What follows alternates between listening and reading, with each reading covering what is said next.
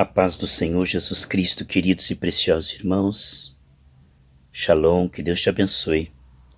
Nós estamos aqui, hoje, terça-feira, estamos felizes e agradecidos ao Senhor, 8 de março de 2022. Estou com a minha Bíblia aberta em 1 João, capítulo 3, versículo 9. Qualquer que é nascido de Deus não vive na prática do pecado, porque a sua semente permanece nele, e não pode viver pecando, porque é nascido de Deus. Nisso são manifestos os filhos de Deus e os filhos do diabo. Qualquer que não pratica a justiça e não ama seu irmão, não é de Deus. Preciosos irmãos, vamos para a quarta parte do tema ênfase positiva. Me lembro que no início da minha conversão, eu tinha uma tradução da Bíblia que dizia assim: todo aquele que é nascido de Deus não peca. Meu Deus, eu entrei em parafuso. Eu falei, então eu não sou nascido de Deus, porque eu peco até por pensamentos. Era involuntário, porque eu tinha recebido o Espírito Santo. Eu odiava o pecado, mas estava numa transição, como nós ainda estamos, errando cada vez menos, mas errando, né? E quando eu li essa tradução, eu achei que receber Jesus era parar imediatamente de pecar, qualquer pensamento, sentimento, qualquer desejo, e começar apenas a fazer o que é correto. Eclesiastes 7:20 diz que não há ninguém que faça sempre o que é certo e nunca peque. E 1 João 1:8 diz que se alguém diz que não tem pecado, engana-se a si mesmo. Agora, qual é o limite entre pecar involuntariamente, brincar com o pecado, permanecer no pecado, esconder o pecado, não sair de um pecado que você já podia ter saído? Toda essa questão espiritual é maravilhosa de ser tratada, para que nós venhamos a compreender a moderação no espírito e também nós venhamos a avançar na obediência pela graça. Amados, vamos fazer uma suposição que você está dentro de uma cabana, nos altos das montanhas, com a porta aberta. De repente aparece um urso e você dá de cara com ele. A porta está aberta, ele olhando para você e você olhando para ele. Você fica aterrorizado e tuas emoções disparam, teu coração dispara e você vê que aquele urso pode te matar. Ele fica em pé, bem na sua frente, e se ele quiser, ele pode te matar em um segundo. De repente, ele vira as costas e vai embora. Você entende que está fora de perigo, mas as tuas emoções, por um par de horas, continuará totalmente afetada. É como se a tua mente entendesse que aquilo já foi embora, mas as tuas emoções, aquela adrenalina tão forte de vê-lo face a face, é tão grande que por horas você vai ficar assim, estremecido. Não quer dizer que as emoções vão voltar para o lugar só porque o urso foi embora. Agora, na segunda suposição você está dentro de casa com barras de ferro, a casa super segura, e de repente você está olhando por uma janela blindada que é impossível que o urso entre. E de repente o urso aparece do nada e você leva um susto muito grande, mas logo você se lembra que ele não pode entrar porque aquelas barras de ferro são eficazes. Então as tuas emoções já se recuperam mais rápido, porque a tua mente compreendeu rapidamente e as tuas emoções, ao entender isto, vão se refazer em menos horas. Lá na porta aberta, tuas emoções foram muito, muito afetadas. Aqui, as tuas emoções foram afetadas um pouco. Vai demorar um pouco, mas menos, porque a tua mente já entendeu que não corre perigo. Então a vida cristã, ela é um gradativo, aonde nós estamos seguros e não estamos mais sujeitos nem ao pecado, nem ao diabo. No entanto, durante muito tempo nós vivemos debaixo do domínio do pecado, acostumados ao pecado, viciados no pecado e também apaixonados pelo pecado, idolatrando o pecado. Agora nós recebemos uma nova natureza, tudo se fez novo, nosso espírito, né? Somos justiça de Deus, Isso lá em 2 Coríntios 5, do 17 ao 21, tudo se fez novo. No entanto, a nossa alma, muitas vezes afetada pela carne e acostumada com o pecado, ela está numa transição agora, onde nós entramos no processo de alimentar via Espírito a nossa alma e ensinar a nossa alma a renunciar os convites da carne. Então agora nós estamos numa nova fase. É como se você morasse no Brasil, falasse português, está acostumado com o país, a alimentação, e de repente você fosse para a Hungria, aprender o idioma húngaro, aprender o clima, tudo isso é diferente, sabe?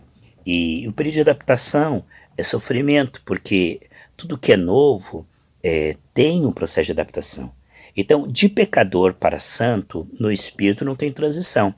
No momento que se levanta a mão, você passa a ser santo, porque você recebe uma nova natureza. O novo nascimento ele é instantâneo. Quando você nasce de Deus, você recebe no teu espírito, né, a presença do Espírito Santo que vivifica o seu espírito, e você está plenamente capacitado espiritualmente para obedecer e para viver em santidade. Agora, o trabalhar do Espírito para restaurar a alma, né?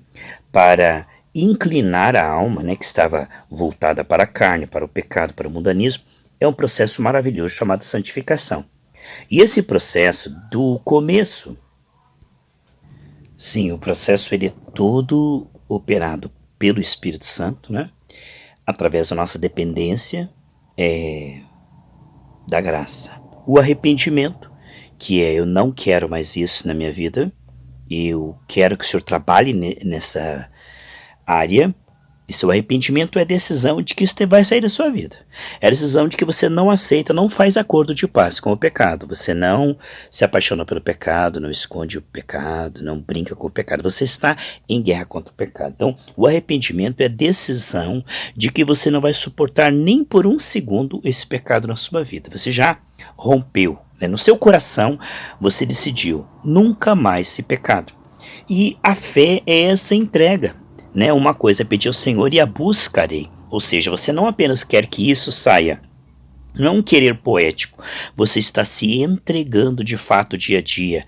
A meditação na palavra, a oração, a confissão, você está se entregando à oração em línguas, né? O jejum, as madrugadas com Deus, a comunhão com pessoas cheias do Espírito Santo, né?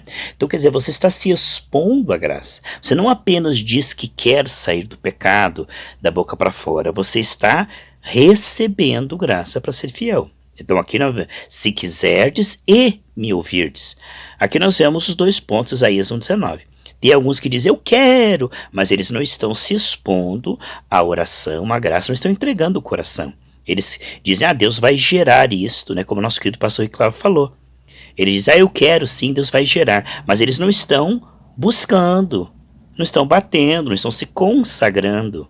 Então, quer dizer, é um querer poético, entre aspas, porque ele diz, se quiserdes, e tem que ter a humildade de estar ouvindo. Olha, quando junta esses dois é tremendo. E tem aqueles que estão ouvindo, mas eles não querem largar o pecado. Eles estão ouvindo ali por ouvir, ou para buscar uma bênção, ou para bater o cartão, ou cumprir uma, vamos dizer assim, uma escala. Então eles estão ouvindo, mas eles não querem. Agora juntou esses dois polos, se quiserdes e me ouvirdes, comereis o melhor dessa terra. Então, quando a pessoa recebe o Espírito Santo, esse gemido maravilhoso, Gálatas 4,6, que diz, Abba Pai, nasce então fome, sede e justiça. É uma característica do que é nascido de Deus, que ele está em guerra contra o pecado. Ele não acha o pecado normal, bonito, legal, permissivo. Ele não acha o pecado algo assim comum. Não é? Quando uma pessoa é criança, ela cai bastante vezes, esfola o joelho. À medida que ela vai ficando adolescente e adulto, ela não cai, rarissimamente. Você vê que um adulto rarissimamente cai. E quando cai, ele não fica caído, ele levanta, passa ali um metiolate já, entendeu? E cuida para não cair mais. O que nós vemos então, queridos, que quem cai muito é criança ou pessoa muito idosa. Então quer dizer, quando a pessoa fica muito parada, ela pode voltar a cair. Então não é normal você estar caindo. Agora, quando você começa na jornada cristã, que você é imaturo, você precisa aprender a lidar com a graça e também lidar com a culpa. Porque a Bíblia diz, se confessarmos, com a intenção de abandonar, o sangue de Jesus nos purifica.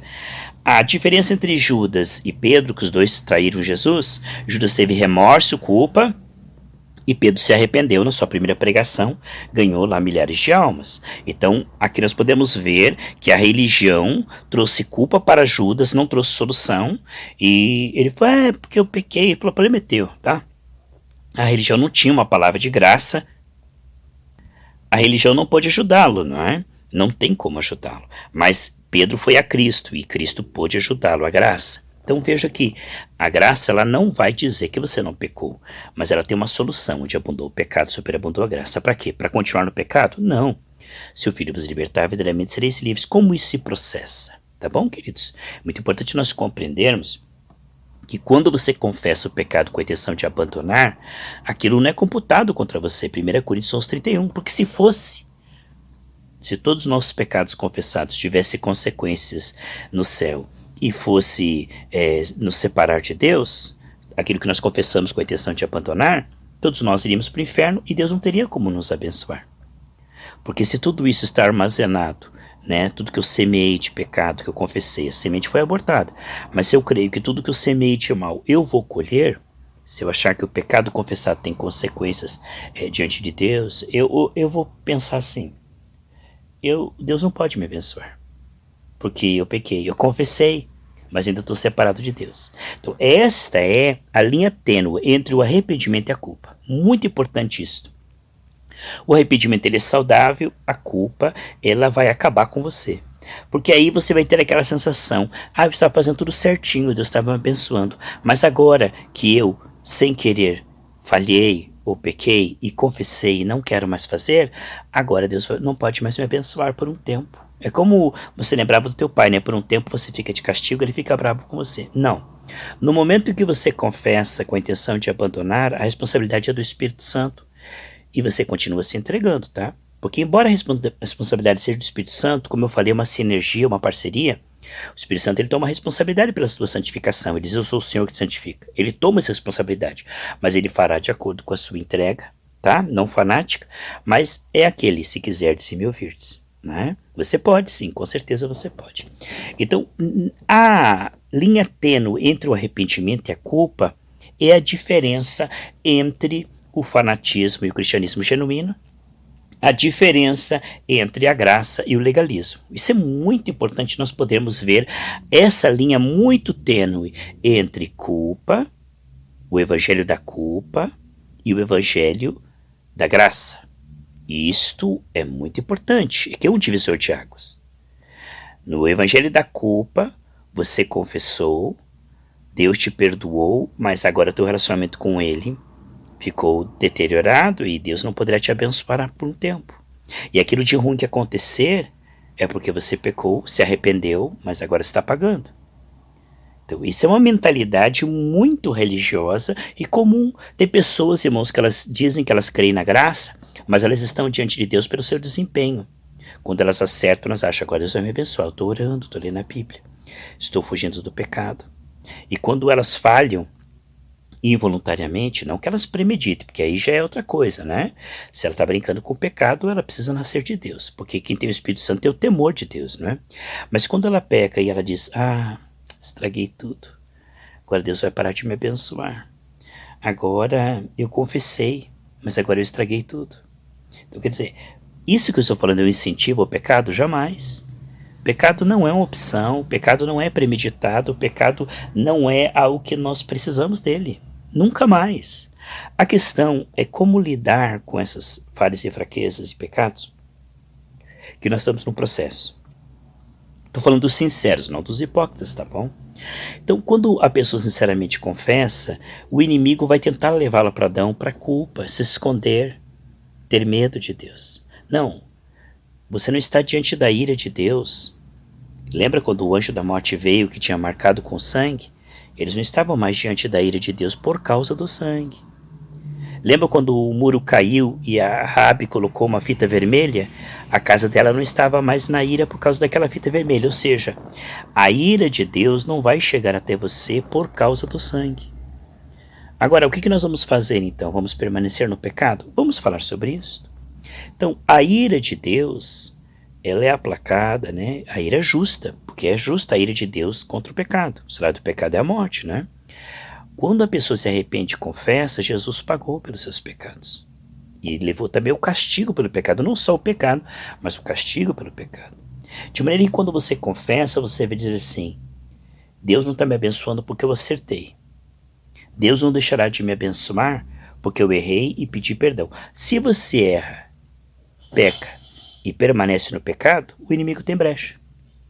Deus realmente vai se tornar impedido de se revelar a você. Isaías 59, 1 e 2 diz que o pecado ele cria uma cortina, uma fortaleza mental onde você vai ter medo de Deus, culpa, e entrar numa frequência, a tua fé vai naufragar. A Bíblia diz que a consciência culpada, a fé naufraga.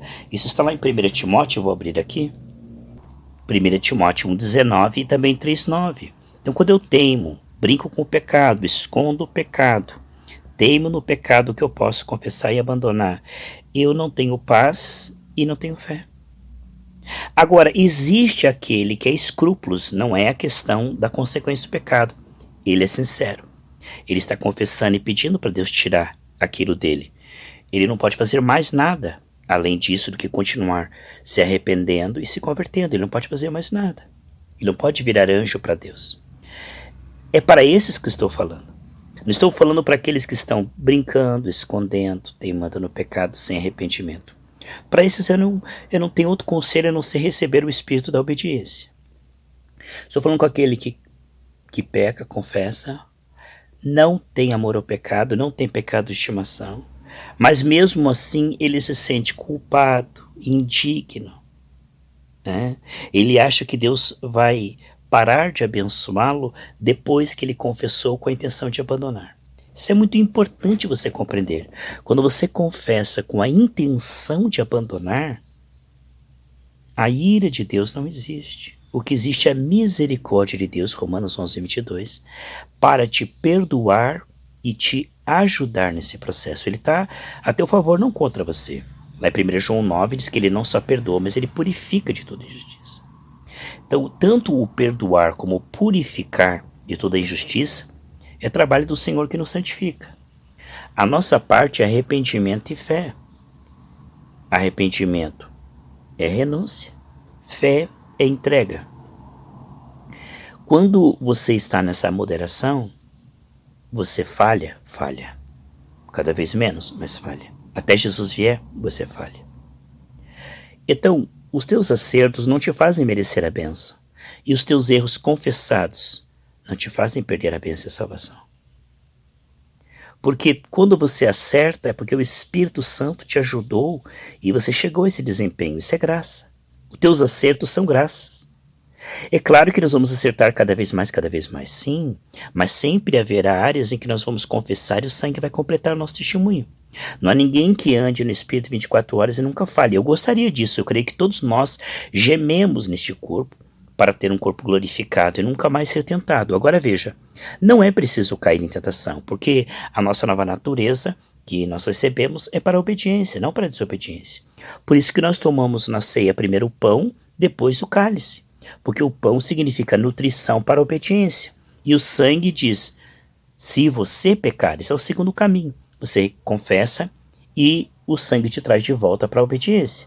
Então sempre o sangue seria o segundo. O primeiro é o pão, é a nutrição para a obediência.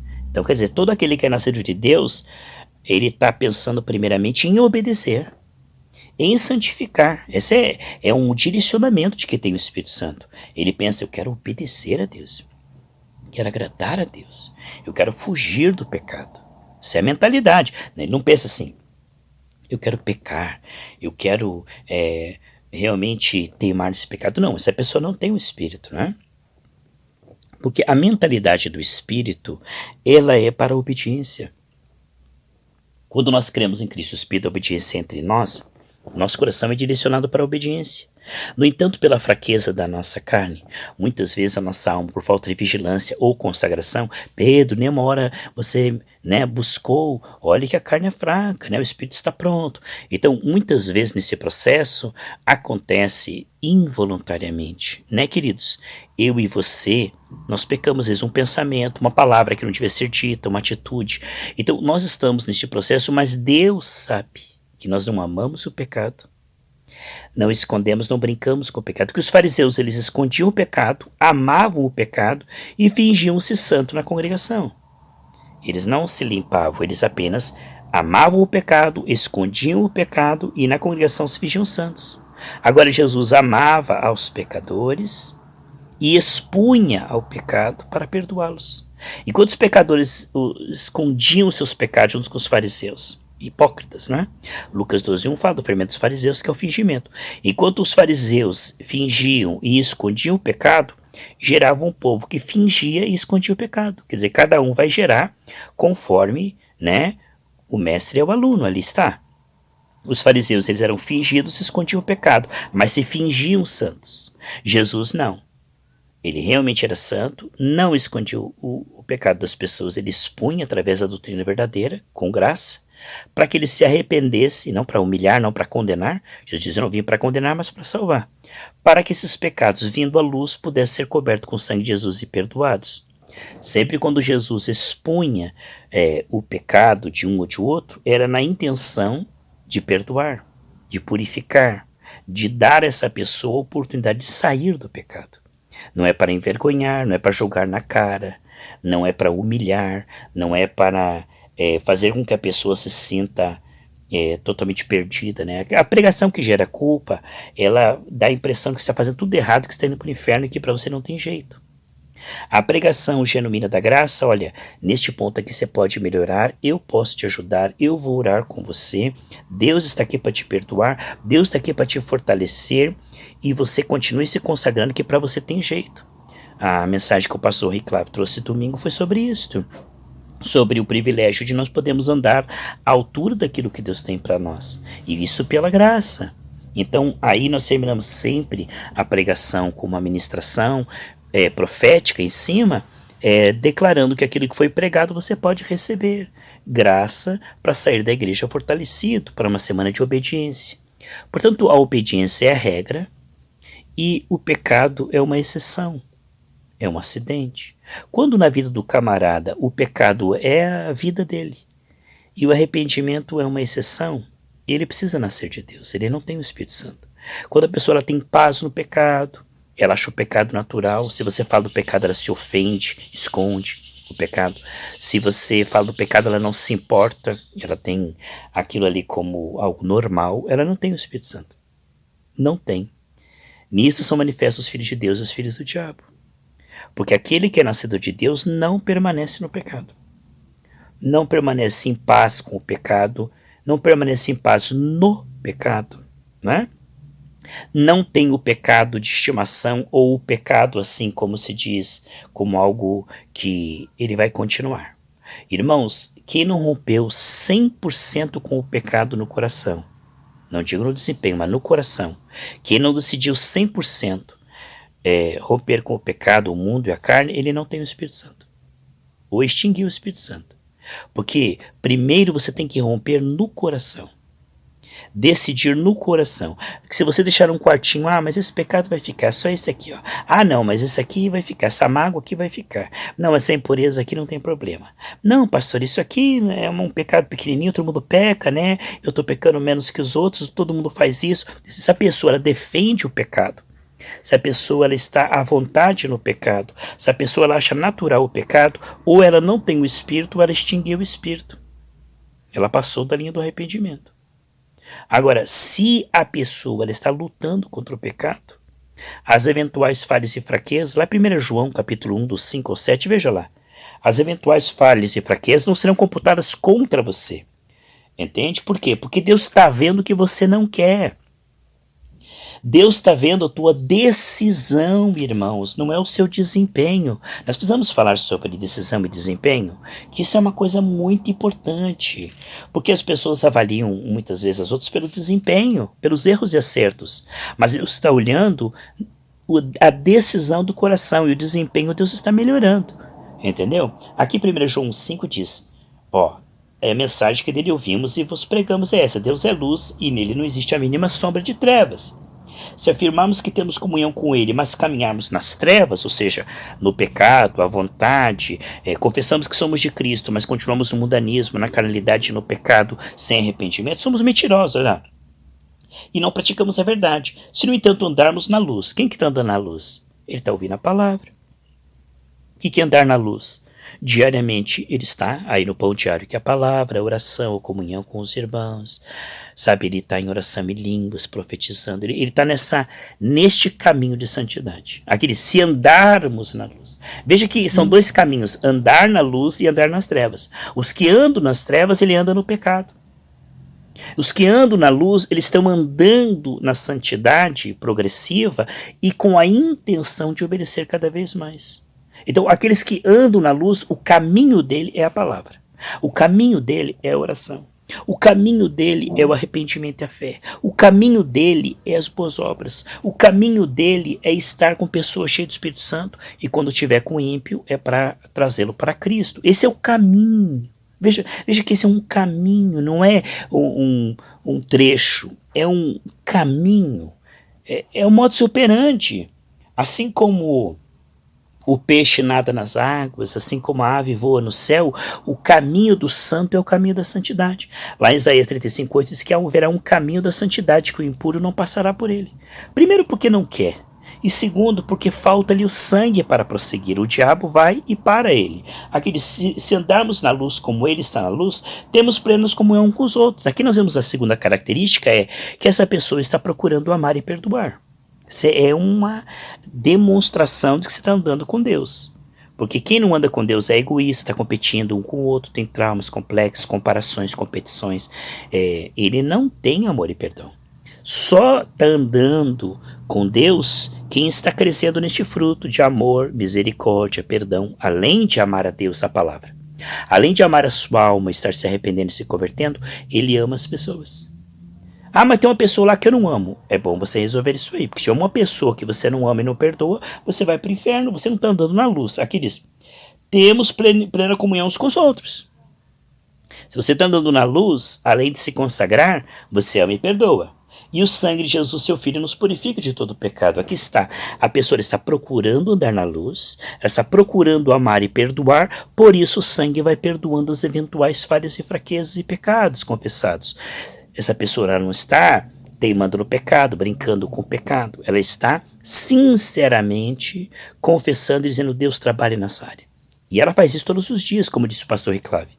Quem não faz isso todos os dias, quem não apresenta o seu coração todos os dias para que Deus trate realmente o pecado, ele está realmente na carne, ele está correndo o perigo de ir para o inferno, porque naquele dia o Senhor vai dizer, as tuas roupas são sujas. Aparta de mim, porque você tem iniquidade. A Bíblia diz, em todo tempo sejam alvas suas vestes, não falte o azeite sobre a sua cabeça. Então andar em temor em toda peregrinação não é andar debaixo de culpa, é respeitar a santidade de Deus. Então a pessoa já se repõe, ela já se refaz rapidamente. Se ela pensar algo, Senhor, cobre com o teu sangue. O Espírito Santo já avisa ela. Se o Espírito Santo não avisa a pessoa, ela consegue ficar horas e horas com aquele pecado à vontade, em paz, ela não tem o Espírito. Porque todo aquele que tem o Espírito, se ele pensa alguma coisa, se ele fala alguma coisa, se ele faz alguma coisa, ele já é chamado ao arrependimento. O Espírito Santo geme em nosso favor. Ele mostra, ele nos convence do pecado, da justiça e do juízo. Se a pessoa não está sendo convencida do pecado, da justiça e do juízo, é porque ela não tem o Espírito. Porque se ela tem o Espírito, ela está sendo convencida do pecado, da justiça e do juízo. E o que o pregador faz? Ele testifica. O pregador, ele vai testificar com o Espírito Santo. A pregação, ela vai dizer a mesma coisa. Entende? É lindo isso, porque a pregação ela vai testificar do pecado, da justiça e do juízo, do perdão, da graça, da santificação progressiva. E nós estamos fazendo essa ênfase positiva dizendo para você que o pecado que você confessa com a intenção de abandonar não vai impedir Deus de continuar te abençoando, te salvando, te curando. Não fique esperando senão a misericórdia, a graça de Deus, quando você se arrepende, confessa. Não fique esperando castigo, desprezo, ira. Não fique esperando que o diabo vai ter brecha, porque o sangue já fechou todas as brechas. Ai, pastor, eu confessei, mas eu acho que eu tenho brecha. Ai, pastor, eu confessei, mas eu sou indigno, eu sou sujo. Não, tão importante quanto pedir perdão é crer no perdão. E o sangue de Jesus é maior do que o seu pecado confessado. O pecado confessado, ele não existe mais. Ele não é computado, nem Deus se lembra. Portanto, isso é uma coisa muito importante e nós vamos prosseguir neste assunto.